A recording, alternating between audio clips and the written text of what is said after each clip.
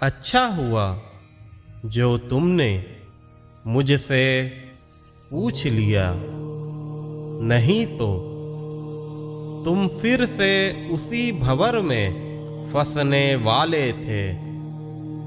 मेरे बच्चे, अब धीरे धीरे तुम्हारी श्रद्धा दृढ़ होती जा रही है। मैं तुम्हें इसी रूप में देखना चाहता हूँ। कभी भी मन में कोई दुविधा हो, मन में कोई भी परेशानी हो और तुम्हें अपने सवालों के जवाब का इंतजार हो, तुम्हें अगर मेरी ओर से जवाब नहीं मिल पाता तो मैं तुम्हें एक सलाह देना चाहता हूँ। कुछ ना करो, शांत होकर मेरे समक्ष बैठो। तुम्हारे मन में जो भी विचार चल रहे हैं, जिसका समाधान तुम मुझसे चाहते हो, मेरे नाम का जाप करते हुए 2 पर्चियां बना लो। जो भी विचार तुम्हारे मन में चल रहे हैं, जिनका समाधान तुम मुझसे चाहते हो, उन्हें उन पर्चियों में हाँ या ना के रूप में मेरे समक्ष बना कर रख दो। उसके बाद तुम उन दोनों पर्चियों को मिलाकर सच्चे भाव से आंखें बंद कर एक पर्ची उठा लो। तुम्हारी दुविधाओं का समाधान तुरंत ही हो जाएगा।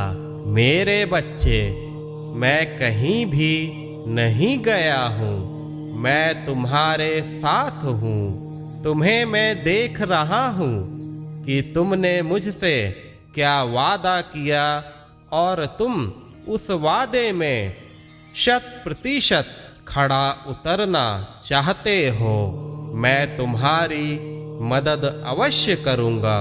मैं तुम्हें कोई भी गलत कार्य करने नहीं दूंगा।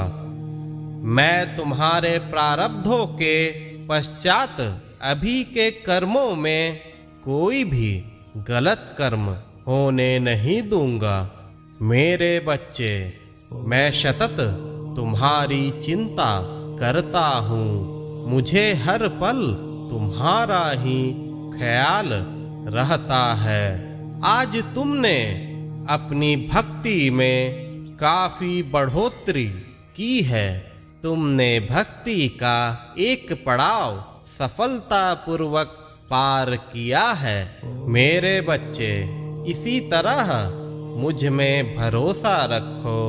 यह पूर्ण रूप से जान लो कि तुम्हारा साईं हर पल तुम्हारे साथ है।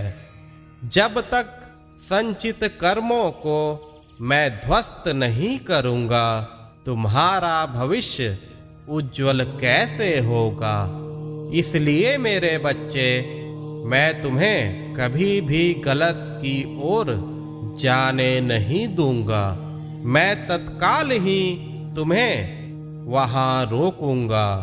मेरे बच्चे, अब तुम अपनी साईं माँ के शरण में हो। तुम्हारा अहित कभी हो ही नहीं सकता। तुम्हारा भला निश्चित है। श्रद्धा और सबूरी से काम लो। मैं मानता हूँ कि धैर्य रखना पड़ता है। यही तो तुम्हारी परीक्षा है। तुम्हें इसमें सफल होना है। मेरे आशीर्वाद से तुम जीवन के हर पड़ाव पर सफल होते जाओगे। खुश रहो मेरे बच्चे। मेरा आशीर्वाद सदैव तुम्हारे साथ है।